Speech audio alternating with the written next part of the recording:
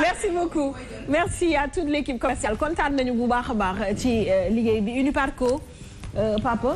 waaw mooy diw yi nga xam ne Sénégal yaay ñëpp moom lañ taamu. ñëpp moom lañ taamu dégg moom la ñëpp di jënd. moom la ñëpp di dama ko fàtte andi. waaw diw bi. diw bi neex na niin na. neex na te tamit du bàyyi. mais nooyal yaram. waaw didim dootoo gis. didim tànk yuy xar yaram wuy xar kanam gu ñagas. kooku jeex na. sa yaram day liis. liis gis nga ko. waaw lépp ba perfect la. Uniparco. cosmétique moom moo koy def. mais sax marché yëpp marché Thiaroye Gare marché Colobane foo dem kuy def cosmétique soo xoolee ay produits nga fay fekk. booleeg doon yi def gel. antiseptique waaw antiseptique. gel day def gel. antiseptique. moom na ni def da koy def Uniparco. def ay pommade. def ay kii lipo daf koy def. waaw ah lipo lèvre yooyu. amuñu produit qualité Uniparco. waaw am na produit lépp na ni def Uniparco. lépp na ni def Uniparco cosmétique na mu wax tout ce qui est cosmétique Uniparco daf koy def. nga diwoo. yow. ba tooy xepp. yow. ñamal Uniparco nag. am na qualité. waaw am na waa ñu ñam ko rek ñamal Uniparco. est-ce que du qualité kidira bi lay diwoo. bu kidira bi. bu weex tàll bi amul xet. boobu nag da lay ñuulal kukk. déedéet. man ñuul day gën a rafetal sa teint. waaw mais diw Uniparco bi moo ko mën fuuf. mais diw yëpp boo xoolee ba ci biir am na qualité. neex ngeen de nag. waaw mais nag kii bu Uniparco bi. mooy bi nga xam ne man moom laay diwoo sama yaram du toj. waaw Uniparco la su ma ko diwoo ba pare du ma parfumé wu. déedéet da ngay xeeñ da ngay xeeñ neex. da ngay xeeñ. kon baax na da ngay xeeñ Uniparco moom. Uniparco cosmétique moo fi ne. ay ci kontaan nañu bu baax a baax. waaw gis nga benn bii. gis nga am na tamit beneen façon. mooy bu rond crème bi waaw bu rond bi. mais nag ñoom war nañ def benn affaire photo la. waaw ak kii Uniparco yi. waaw taf ko si dëkk bi quoi. ñu taf ko ci dëkk bi. ñu def ko égérie. affaire mën na nekk égérie mën na nekk égérie. kon fii kon ku ko ji jën. dinañ ko jël ci loolu. man de moom rek laay diwoo de ma nga ne ndigal ma dem jëli ko. am nga problème dama toog dama koy jëli mi ngi nii. égérie moom xaalis bu bëri bu weex tàll ngay laaj kenn du la exploité. loolu exploitation bi ñu doon wax ngi nii. kenn du la exploité. loolu exploitation la. mu def égérie nii rek dafa ay. mi ngi nii. balaa mu koy def dañ koy fay. bii la. kooku moom la. waaw. man dama liggéey te kenn du ma fay. kan man def loolu ma liggéey te kenn du ma fay. loolu bala nu koy def doon waxee ak maam Ablaye Fall. doon waxee maam Ablaye na ne waxee na yow tamit. waaw yow tam xulal su dofee kay ñàngoor mbokk ma dingit. nga yaakaar ne aw mooy mbokk. waaw loolu la waaw.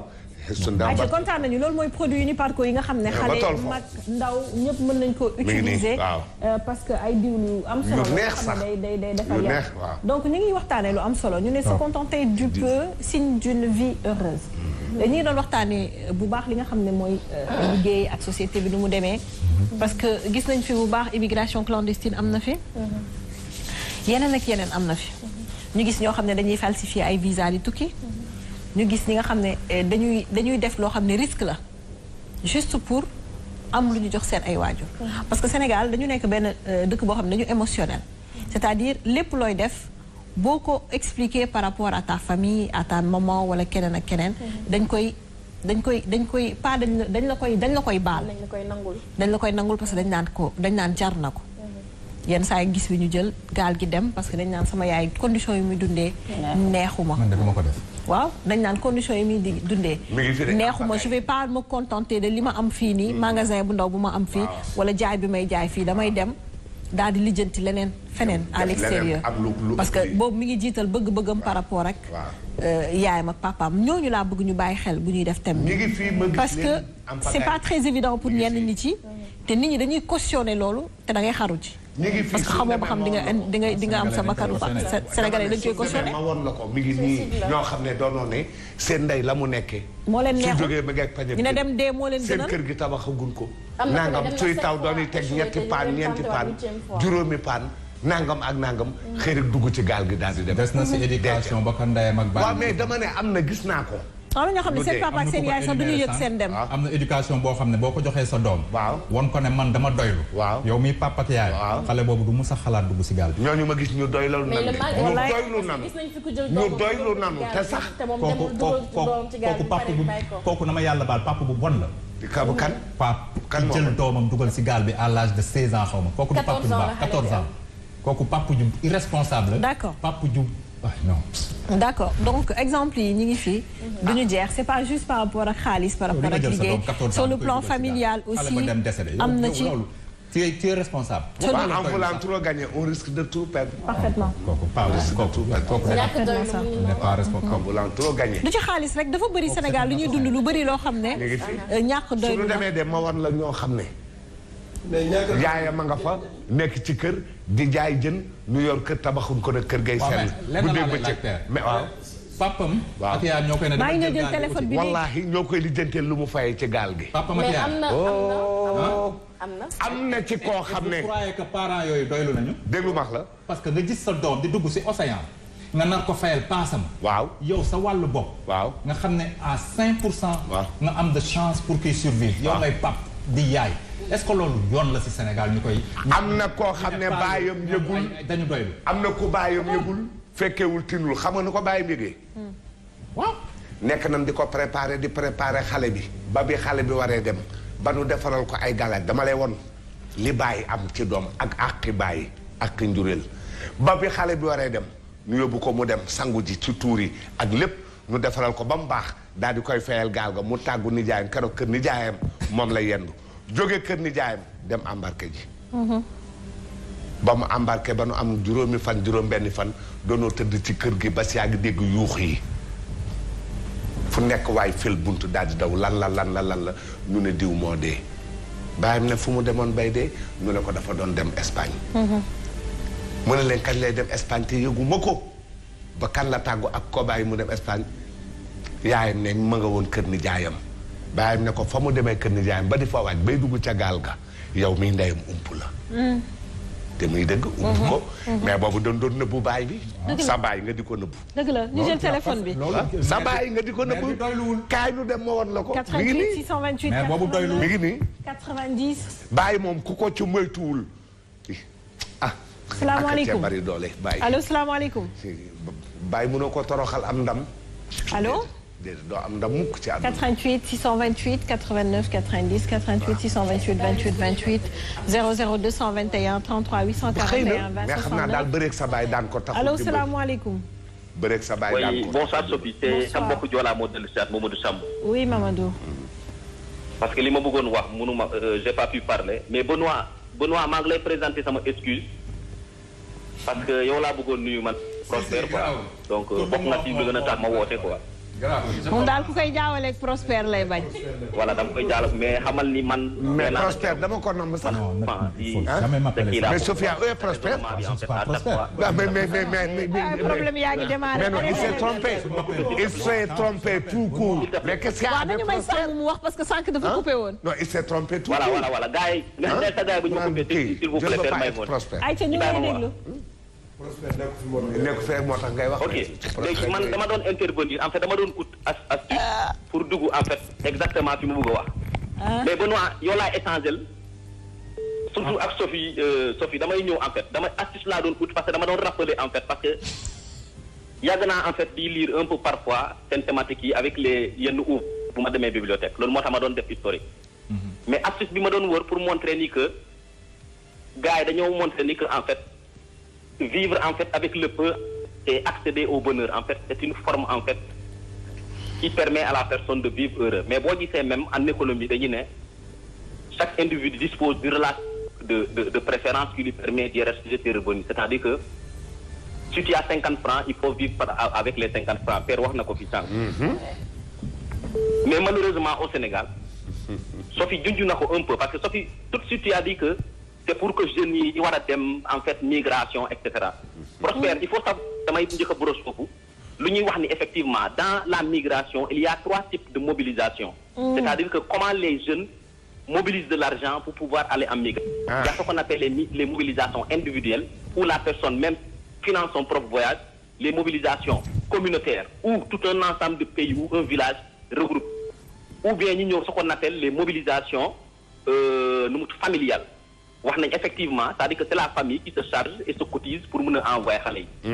am nañ bu baax mais am na tam ñu xamul il faut relativiser Sophie sama mbokk joolaa bi wax nga fi sànq nga ne c'est pour que gars yi dem man dama ne thématique bi c'est pour que suñu autorités yi qui nous volent ce soir ñu mun a déglu thématique bi parce que ñoom Sophie wax na ko ils sont jamais satisfaits malgré que depuis Senghor ñu ngi ñuy escroquer mais ba tey non mais c'est dommage man loolu thématique bi en fait foofu laa bëggoon ut pour wax on est fatigué Sophia tu as parfaitement raison Guèye au Sénégal ngay gis des autorités yoo xamante ne gëmuñu yàlla demandewuñu dara ils ne font que jurer ñu ngi ñuy escroquer excusez-moi c'est un cri de cœur lay wax nii on peut pas continuer donc thématique bi autorités yi en commençant par le président jusqu'à l'autorité non étatique ñëpp ñoo ko war a déglu parce que Sénégal il y a que des voleurs ils pensent que doomu jàmbur yi duñu ay doom seen doom yi ñoo nekk ay doom seen doom yi gàkkuñu jàng ëpp ñu niveau mais seen doom yi ñoo ay passeport diplomatique ñun mi nekk ay doom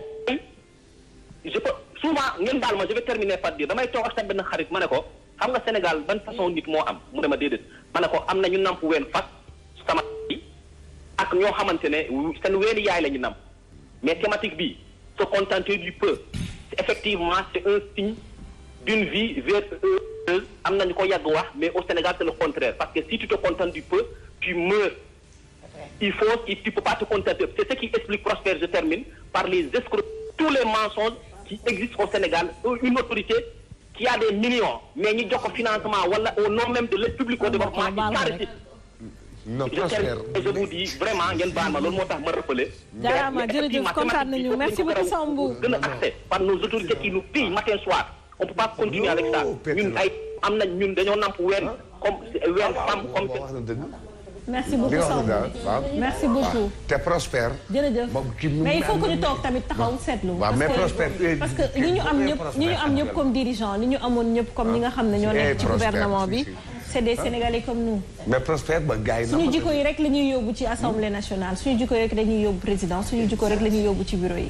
donc même si lu ñu débat ñun ñi nekk ndaw instant yi dans quelques années ñun ñooy jiite réew. waaw yéen jiite waaw. et on va pas se dire qu'on va pas faire comme eux. parce que jikko bi nekk ci ñoom mi ngi ci ñun ba pare.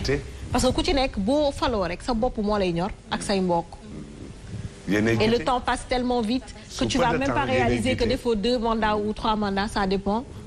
mu jeex yaa ngi rejoindre benn de. écoute-moi dañu war a indi beneen niveau. waaw mais nouveau type de sénégalais boobu noonu. entre jeunes. yaa ngi rejoindre après niveau day am droit. écoute-moi et après. écoute et après. ces jeunes-là ne changent pas les choses on va tous crever hein. on va pas accepter de crever les choses vont changer. écoute est-ce qu'on est sur le point de changer les choses. bien sûr. je vous pose des questions. bien sûr en tant que jeune. ñun jeunes yi la ñuy fekk ci entreprise yi. ñun jeunes yi ñoo nekk ci hôpitaux yi. ñoo nekk ci administration bi. ñun ngay fekk ci foo xam ne da nga war a ñëw ñu jox la benn affaire. sans pour autant nga fay. ñun ñoo naan la jox ma 2000 ma defaral la ko taf taf. waaw Sophie. ñun ñoo lay non c'est ces mêmes jeunes. attends ce sont ces mêmes jeunes là. ñoom ñoo lay corrompre. parce que la plupart. dañu am lu ñu bëgg loo xam ne dafa weesu lu ñu am seen poche. d'accord ce sont ces mêmes jeunes là que tu retrouves ci ambassades yi. boo bëggee am rendez-vous ñu ne la kaay ma lijjanti la rendez-vous bu gën a gaaw jox ma 15 000 jox ma 20 000 jox ma 30 000. d'accord donc jeunes yooyu noonu vous parlez de ban. je vais te donner exemple yeneen jeunes. oui ñi nga xamante ni ils font beaucoup plus le travail. mais c'est l'exception. je suis d'accord non. waxaguma ngeen ne ma c'est l'exception. non waxaguma lan mooy exception. exception mooy jeunes yi nga xam ne. ñoom ils font leur boulot comme ils le font. non waxuma loolu. je parle de ces jeunes. qui font plus que chef d'entreprise bi qui font le boulot. à la place de mooy stagiaire bi fa nekk kiy liggéey ki fa nekk yow sa chef bi ci kaw c'est toi qui fais tout le travail l'engagement naa ci ñëwaat pour dire qu'il y a un nouveau type de jeune qui est là il faudra juste ñu braquer ci regard bi pour pouvoir changer les choses gis nga jeunes yooyu di ñuy exploiter jël tànku exploiteurs yi am na yeneen jeunes à côté yoo xam ne ci biir entreprise bi ils se contentent de ce qu'ils ont et font plus même que liñ leen sant parce qu'ils ont besoin de quelque chose Safi waaw maa ngi ñëw ki am ñëpp Sénégal la ñu nekk ñun ñëpp Sénégal lañu nekk écoute c'est parce qu'ils ont besoin de quelque chose. si une fois que ñu am ko nag. dañuy caaxaan. dañuy lâché. feneen laa doon dem sax sur l'engagement. maa ngi doon dem feneen boo laalee santé. dañuy lâché boo laalee santé nga laal éducation. tu vois des gens. yomb na ci nag qui font le travail. li mu la wax yomb na ci. si une fois que ñu nekk sur la bonne voie. ba taxaw ba atteindre objectif bi nu bëggoon. non je suis d'accord dama ko nangul profilu nitam doon ko jox beneen profil de jeune bu am. les gens bu ñu amee stage ils sont très engagés parce que wër nañu ay années amuñu ko bu ñu ko amee dañ ciy mooy mais il suffit juste ñu am benn poste du ñu liggéey comme il le faut ba dëgër ba am ay reen du ñu wàcc heure du ñu liggéey comme il le faut on est tout le temps suñu téléphone yi connecté un peu partout. D'accord. Je voulais aussi te donner ay exemples yoo xam ne ils font le travail des ministères. Je voulais aller plus loin en fait que ça. Même si tu vas waaw mais li mu la wax neexul a dindi de. d'accord mais ça loolu def neexul a dindi de. D'accord. da ngay lâché da ngay bàyyi. xam nga lan moo ñu amuñu woon ambition ou quelque chose. par exemple ñoom amuñu woon ambition ñoom li ñu doon xaar mooy naa am salaire bi ah man su ma amee 500000 baax na. foofu laa yem. ñooñu suñu yeggee foofu du question que dëgg dool bi dañu limiter seen bopp. suñu fa yeggee rek après ñu lâché lépp. ñooñu ils sont pas ambitieux man jeunesse boobu du jeunesse boobu laa naw du kooku laa naw man du ci kooku laa yaakaar pour mën a yóbbu Sénégal wala yóbbu Afrique au-delà. yow yaa ngi ci réseaux sociaux yi. yaa ngi ci réseaux sociaux et ça ment pas. ay sénégalais rek ñoo fa nekk. quand tu fais des thèmes yoo xam ne c'est pour pousser ces jeunes là à entreprendre. ak quand tu fais des thèmes pour affaire de sexualité wala ay affaire yu yoo xam ne on te regarde pas. c'est le désert quand je fais des thèmes yoo xamante ne. donc où sont ces jeunes là yi ngeen di wax. et pourtant ils sont là. jeunes yooyu Safi. waaw gis nga jeunes yooyu. waaw ñu ngi fii. wuyu ko ci li mu la wax Sophie. loolu laay wax nii may ma yeggali. jeunes yooyu xam nga mooy yan jeunes. ñoo toog ne man lan laa mun defal sama dëkk. ma jox leen exemple. y a Sophie Gueye qui parle d'état bu état defoon lii. Sophie. l'état c'est nous. dafa naan Sophie. tu n'as jamais attendu l'état. l'état c'est nous. état am na part de responsabilité. may leen ma rek may leen ma Sophie. xam nga lu tax may wax loolu. li président américain bi waxoon. chaque citoyen dafa war a toog ne man lan laa mun defal sama dëkk. muy important. ça fait combien de temps yaa ngi ci affaire bi ça fait des années. état mosul la dimbali. c'est vrai. yow yaay demal sa bopp. c'est vrai. yaa koy ñefe 24 heures. l'engagement communautaire avec Sophia Père coach Khadija. voilà dama ko gëm. xam nga bu fekkee ñun ñëpp dañu def. père bu fekkee. wuy ma bu fekkee ñun ñëpp. Sophie def leen ma fii coach bu fekkee ñun ñëpp. dañu def ni moom. ñu ne lan laa mën a defal sama dëkk pour sama dëkk avancer sans xaar si nguur. kon su boobaa sax peut-être duñu toog di waxtaanee lii. parce que su boobaa man Benoît Diop. fi ma toog di liggéey nekk médecin. ñu may fay salaire bu dee. mais dama ko waat. ne je vais m'engager parce que médecin la dinaa faj nii ak nii même bu fekkee. li ñu may fay conditions yi réunir. est-ce que lépp lu nit waat est-ce que lépp lu nit waat def ko. non am na ñoo xam ne dañuy waat duñ ko def. dama lay laaj est-ce que le Sénégalais lépp lu mu waat moom nag def booy expliquer non du ñëpp peer. mais am na ñoo xam ne luñ la xës ba waatal. bu leen fa torof doon fekk sax dañ fay toog du ñu laal dara loo xam ne moomuñu ko du ñu yàkkamti. waaw mais di nga gis nit nekk position boo xam ne te bu leer na ne doon naan kii la prêté serment mu taxaw jeng. bari na fi. jeng. bari na fi non bari na fi xamul tax may loolu xamul tax may loolu parce que man xamal la laa bëgg la pour Afrique pour ñun Sénégal ñu mun avancer ah pour ñun ñu avancer. ñun ñëpp xam nañu depuis l'indépendance. ba léegi. suñu gouvernants yi sonal nañu ñun ñëpp xam nañ loolu.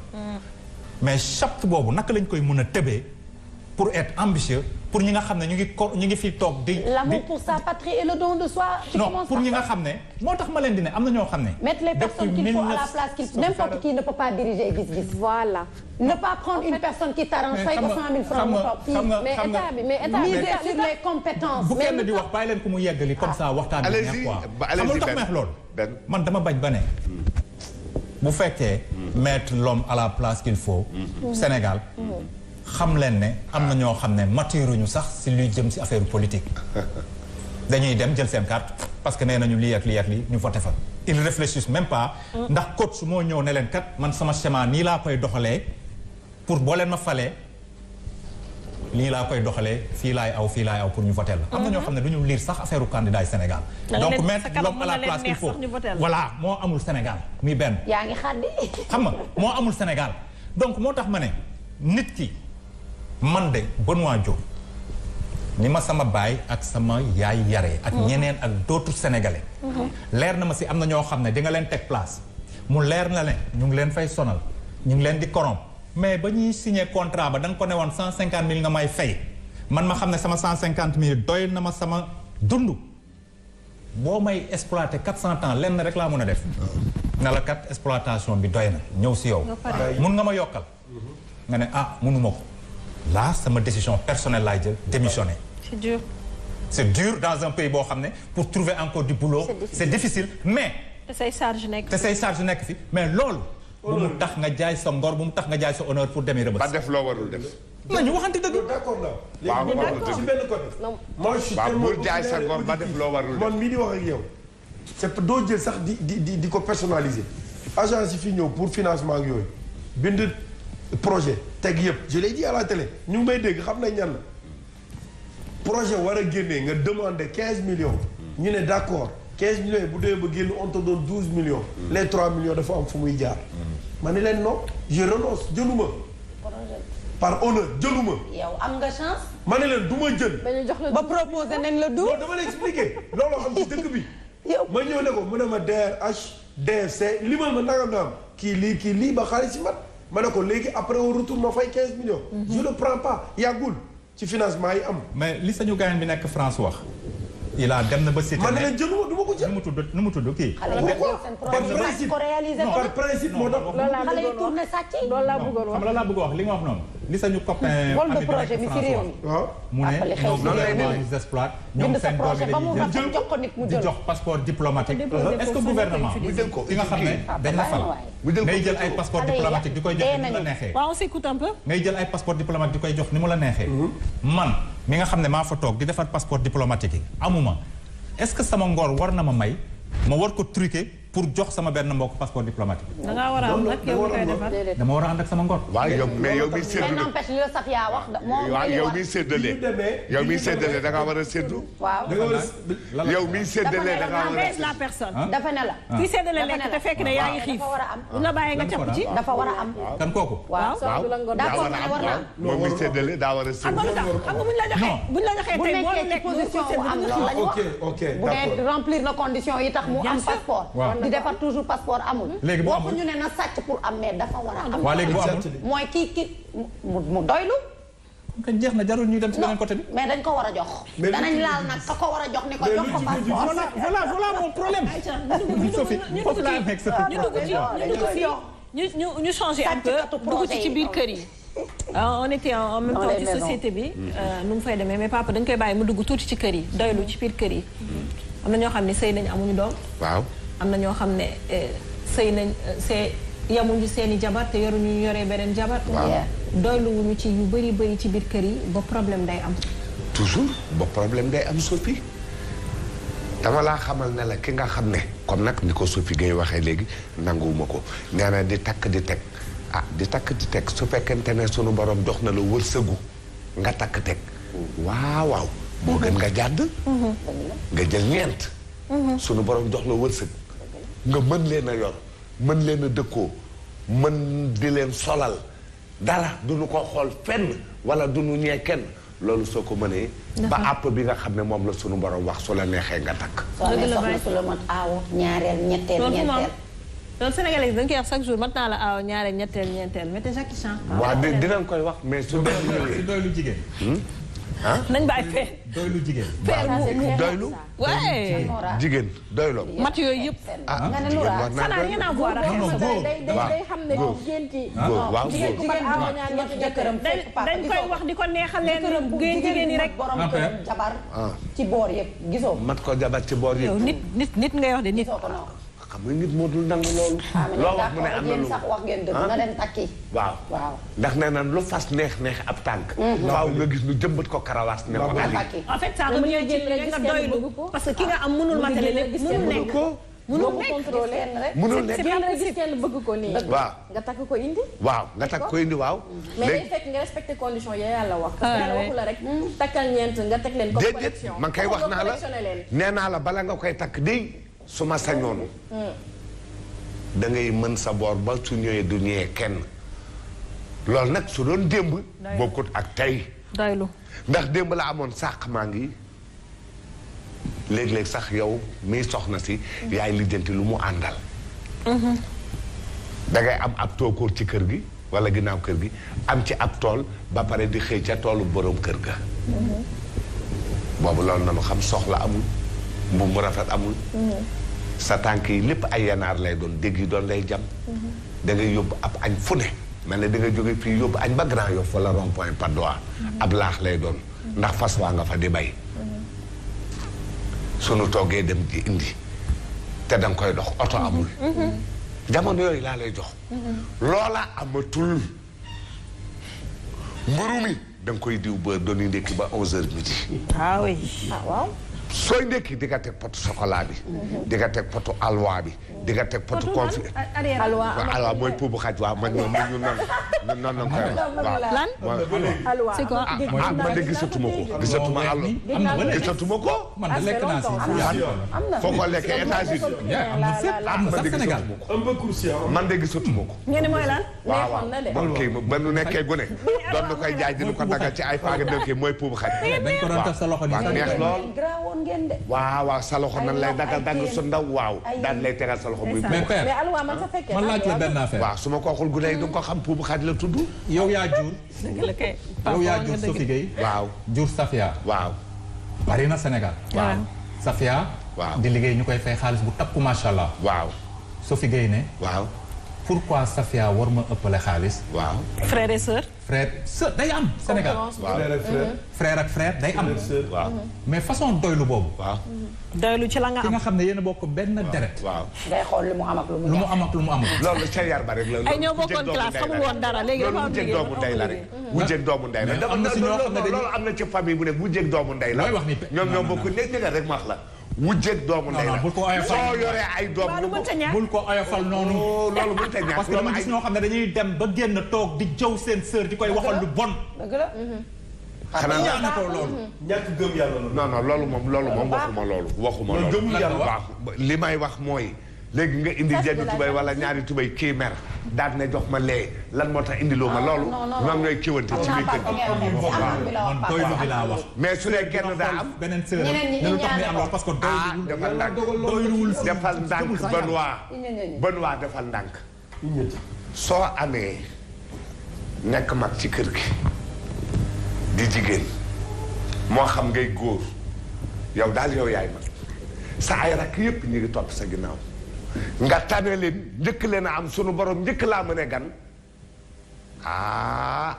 soo nee nan ma sibooru par force wala nanu ma raamu par force wala nanu ma tarbiyu par force mbaa sama lii ma yor dunu ci ma soxor day dugg loolee indi soxor est-ce que xam nga lan moo tax ñu naan na nga génnee par force asaka dool d'accord ma si kon nag man li ma lay xamuloo ko sama alal lii ma lay waaw ma toog mu ñu jur ñu ñaar waaye day indi ñaan am lu nekk daan mayul ça me laisse blanc comme neige waaw yow je serais ambitieux dem utali sama bopp waaw mais day indi ñaan waaw mais day indi ñaan lu tax day indi ñaan yaa loolee indi ñaan aussi retour mooy li ñu doon waxaat sànq rek loolee indi ñaan dama ne gis naa koo xam ne ba mu génnee ba mu génnee àdduna laa ci kër gi ñi mu bokkal ndey ak ñi mu bokkal baay doonu ne kenn du jooy pour la léeg-léeg gune bëgg a jooy ñu daw ne ko looy jooy lu tax mosu leen a jëriñ dara ndax moo tax ñu jooy waaw nee na moo tax kenn du ko jooy ñoo ko wax de alelam waaw moo am droit xool bu si may ak bu dul may waaw dimbaliwu leen mag du sa alal dimbaliwu leen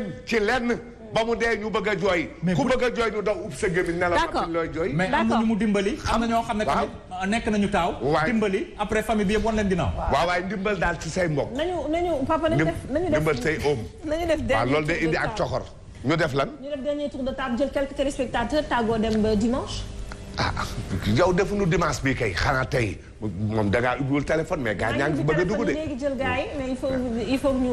daan na indi ñaan de soo yoree sa njaboot say rak. il faut ñu dinañ xool incha allah ñu jël téléspectateurs yi 88 628 89 90. salaamaaleykum. am naa doom doo am doom. ku wax loolu. ci biir kër yi. allo. kër yaa oui salaamaaleykum. waaleykum salaam. sëñ bi noo def. ça va maa ngi fi sant alhamdulilah. ça va bien. bon man je m'appelle Khalil Roland Diop j'appelle des États-Unis maa ngi Atlanta. oui Khalil vous allez bien. Khalil Laurent Diop. Khalil Roland Diop. Khalil Roland. j'ai pas dit Laurent de Roland. d'accord Khalil on vous écoute. ñu ngi sant yàlla bu baax. maa ngi peer ñu ñetti parti.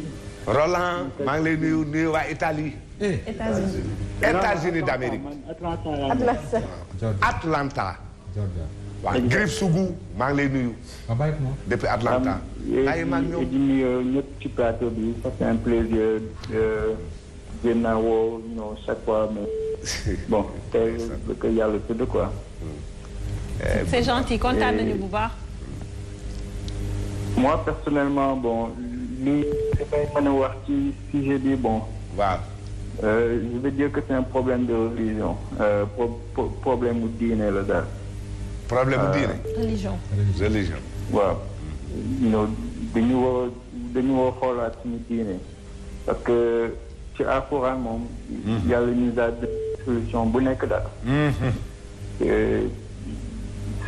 tout débat boo leen mën a wax ci plateau bi chaque fois solution dina am ci Coran bi solution baa ngi ci biir. et une fois une personne qui avait appelé avec pourquoi ne pas inviter benn oustaz ñu mën a indi diine bi daal parce que ñun dëkk diine la ñu nekk. bon bien vrai que y a des catholiques man suñu yaay catholique la. j'ai une grande famille catholique chrétienne. mais majorité ci islam la ñu nekk daal. léegi kon nan la ñuy def chrétiens yi. pardon. suñu invité oustaz pour mu toog di wax ci diine ji. ñu invité Abdou Seck rek mu toog. allez-y moom dina am solution ci débat boo leen mën a. su dee prospère mu mer su ma jógee mu gàttandu ma non c'est dingue ah quand on parle de prospère le visage change. dëgg la. su ñu duggee pour mbay mu mer. à la fin moom lan la bëgg. on est content Roland mais kontaan nañu bu baax a baax. jërëjëf papa dañu jëlaat yeneen ñaar. 88 628 89 90 salaamaaleykum. allo maaleykum salaam. sëñ bi na nga def. sant yàlla bu baax. fooy wootee. Touba. ah est-ce que na nga def.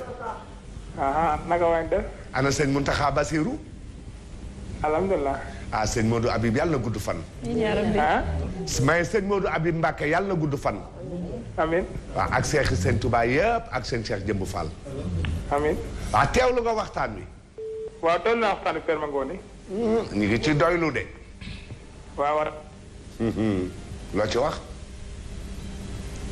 allo. ewaay sa mbokk ma waay. dafa mel ni dem na ñu jël ki mujj ci bés bi salaamaaleykum. allo bonsoir. allo. salaamaaleykum. waaw yaa ngi ñëw de allo. 88 628 89 90 salaamaaleykum. ñoom ñooy xëccoo allo. ayca ñu jël keneen. dafa dagg allo. allo. ñoom ñooy xëccoo. 88 628 89 90 88 628 28 28. allo mu ngi ci biir mais il suit pas donc jox leen ñu keneen mu doon téléspectateur bi mujj 88 628. 89 90 waaw. mais xam naa dafa teg téléphone bi nekk di seetaan télé bi. nañ jël keneen allo. allo. Allô? Oui, bonsoir. Bonsoir. Ça va, monsieur? Allô, pardon? Pardon? Oui, yéen a may dégg. ñu ngi lay dégg bu baax. waaw maa ngi comme toujours nuyu père rek. dégguñu ko bu baax de. ah. dégguñu la doo wax bu baax sëñ bi. bon mu ne maa ngi nuyu père ak ñu nekk ci plan. maa ngi lay fay bu baax a baax kooku kan la. man sori maa ngi wootee Dakar. yaa ngi wootee Dakar. waaw yow sori woo maa ngi wootee Dakar mais mu ne gën a intéressé ci thème. mu ne la. mu ne muy wootee Dakar nga ni ko yow koy soriwul. waaw soriwul waaw mu ngi fii xam naa mi ngi si. liggéey bi quoi di xew ci liggéeyukaay yi en termes de salaire et tout ça là. oui. jàngat nga waxtaan wi. mais jàngat nga waxtaan wi bu baax. moom la wax ni. am na lu ma ci jot a jàngat waaw. yow yaa ngi jëm ca wàllu liggéey ba. ci wàllu liggéey ba parce que kër yi moom dañoo compliqué trop ñu dem ci bureau yi rek. mais kër yi dara rek ba kër yi de moom bu kër yi réglé wul bureau yi du réglé. waaw effectivement loolu aussi dëgg la. mais parce que dama am expérience bi dam ci créer entreprise mais. c'est très compliqué damay commencer d'abord ci patron yi. waaw patron yi foog ñu xoolaat seen bopp. waaw. waaw bu ko defee ñu bloqué nit ñi. ci benn salaire boo xamante ni. surtout région de Dakar mais je sais que Sénégal du Dakar rek mais bu ñuy wax mbirum vraiment emploi. Dakar bi ñu gën a wax. waaw. ñu fay nit ñi lu xaw a normal. di ñëw bureau par exemple ngay jógee lu mel ni Sangalkam Kër Massar wala côté yooyu di ñëw Dakar tous les jours pour 150 000 moom war nañ ci wax. y en a qui viennent pour moi. am na ñuy jóge Thiès. transport bi rek jeexal na. waaw transport bi waaw da koy lekk ba mu jeex. doo ci am dara. waaw waaw. na patron yi xool patron normalement am nañ problème bu bëri c'est-à-dire su ma ci bu tem mu gudd. mais war nañ xoolaat bu baax parce que même sa entreprise bu fekkee ne da nga bëgg mu dox. il faut que nit ki di liggéey foofu toujours mën ci gis boppam. loolu nga yaakaar tey su doon saafara wu ci fan lay jógee saafara si. ci kaw nga yaakaar ne tey su doon faju fan la saafara si jógee. salaire de base yi foo ñu xoolaat. saafara bi awma solution bi te lii dafa compliqué parce que eggaguma sax ci employé yi parce que ñoom aussi dafa am problème bu bëri yoo xamante ni man. waaw yow eggagoo ci employé bi. mais mun naa la laaj benn question s'il te plaît. comment. ma ne mun naa la laaj benn question. allez-y. xam nga on est 16 millions de Sénégalais. waaw. 16 millions de Sénégalais 14 millions yi ñëpp a am ay jànq seen kër. maa ngi ñëw si jànq yi effectivement voilà. jànq yooyu. boo jëlee 10 000 jànq kenn fayu leen lu mot. lan ngay woowee lu mat. fayuñu leen liñ leen war a fay. sa ma ne jànq yooyu. waaw lan ngay woowee lu mat. mooy 50 000 la ñuy jaar la ñuy laaj jëm kaw. su ñuy fay 100 boo amee jànq loo koy fay. di nga gis benn jànq boo xam ne yaa ko war a. di nga gis benn jànq boo xam ne yaa ko war a fay. yaa ngi ko war a fay. waaw nañu ko bàyyi mu 60 000 francs. ngay am ñaata par weer. nañu bàyyi benn mu gérer ak kii. après ñu ñëw. voilà d'accord ñun ñëpp. moom du nangu jànq boo xam ne nga koy war a fay 60 000 nga koy fay 40 000. est-ce que jànq boobu. yow mi nga xam ne yaay sénégalais bi lambda yegguma ci gouvernement. bu amee lu mu jël sa kër yoon la. loolu la ñuy woowee exploitation. ñaata ngay am ci salaire. yow mii fay jànq. waaw mais on l'écoute mu tontu. nga tontu ma ci loolu. kii mënoo fexe ba duma ko dóor làqal ba mu làq. waaw après nga dóor ko mais xaaral kii pare. dinaa ko duma. foog su làqoo ci yow ma yaa sonal sa waa ji parce que moom crédit dina jeex. waaw mais su làqoo ma boole laal moom. léegi par exemple patron yi daal dañuy jéem a xool parce que am na problème. patron yi ci kër yi nag.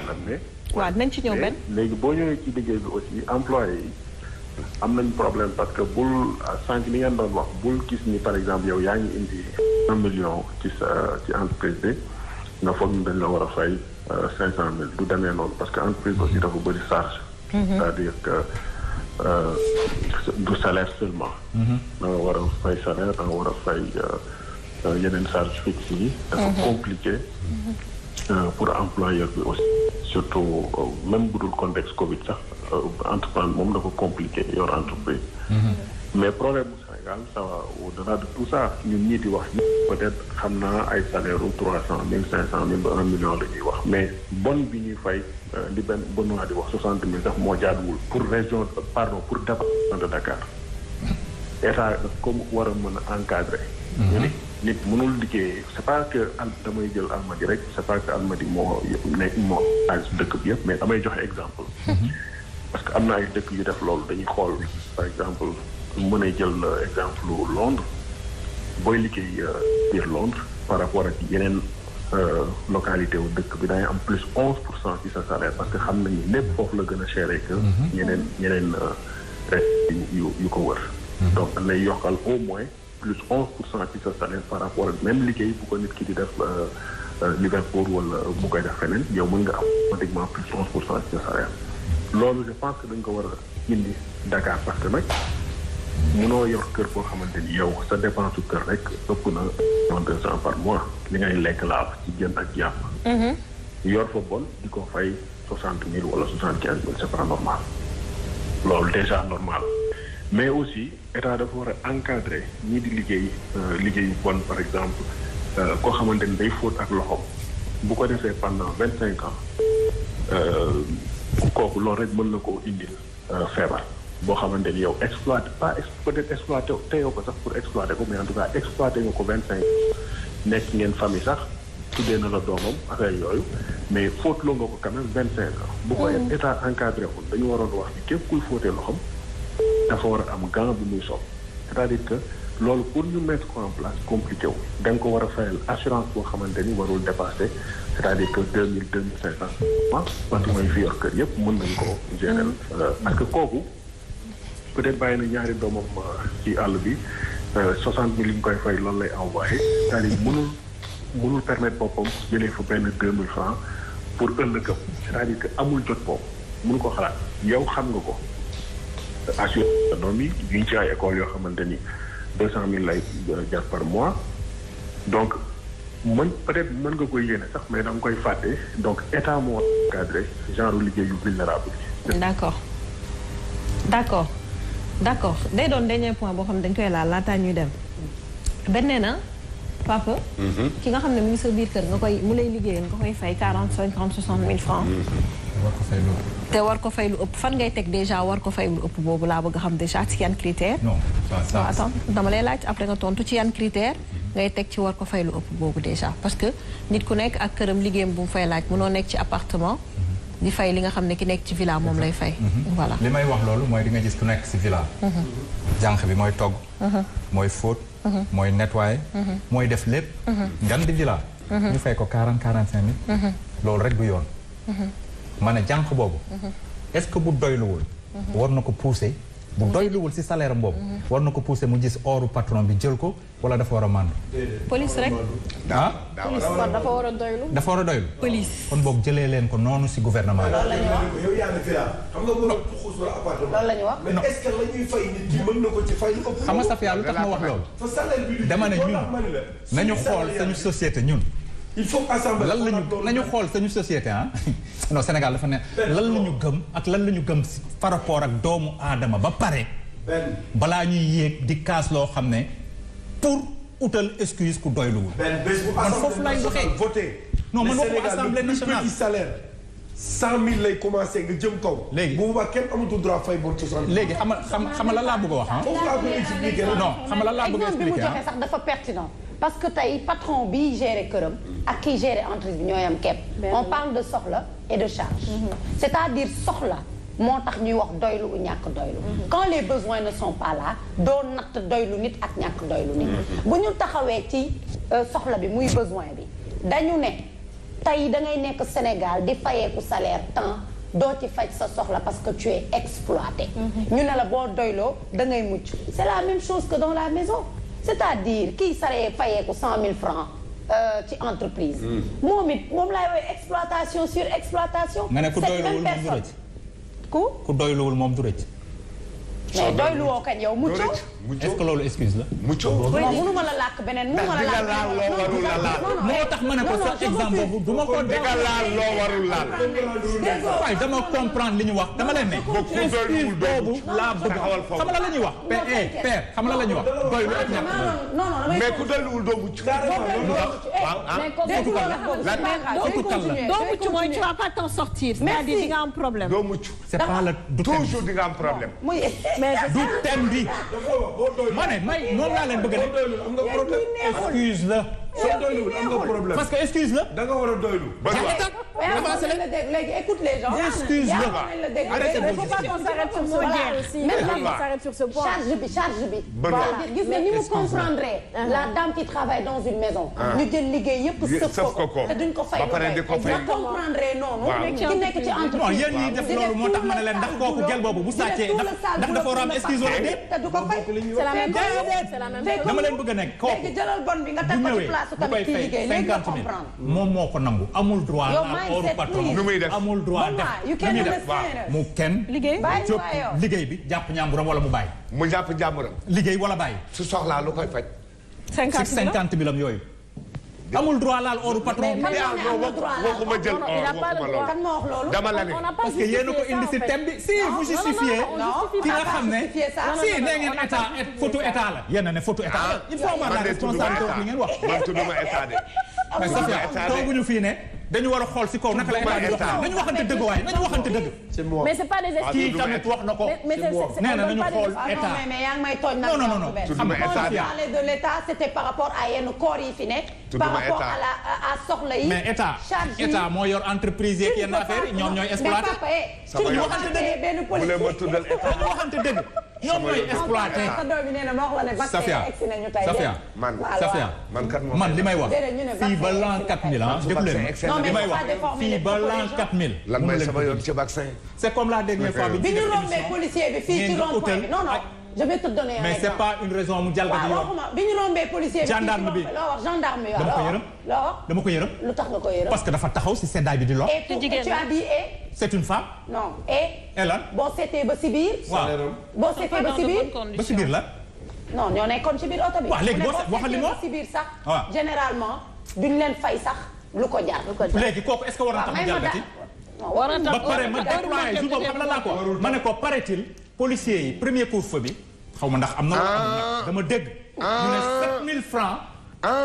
boobu nekkoon woon de bàyyi gars yi fekk ma ko dégg ma ne kooku rawul ngay ngacc nit. bàyyi état waa léegi mais dama ne ñu ne premier coup policier yi ay Benoît d'accord je ne suis pas d'accord waaw d'accord ma si mais policier boobu taxul mu yeewu oto romb ko kooku amul ay papier mu jël 3000 francs ay Benoît moom laa lay wax sañu ko Benoît dafa war a mandu police bi enseignants yi dañ leen war a mettre dans de bonnes conditions d'accord nga ni kuy liggéey dañ koy mettre dans de bonnes conditions c'est-à-dire si les charges waaw may ma si les charges sont là mooy soxla bi boo ko joxee lu mët lu mu fayee soxlaam dina limiter lu bëri maa ko wax non je ne justifie pas j'ai dit non man de duma la mës a nangu nga ne je justifie ça par contre on est dans une société très corrompue où on exploite les gens.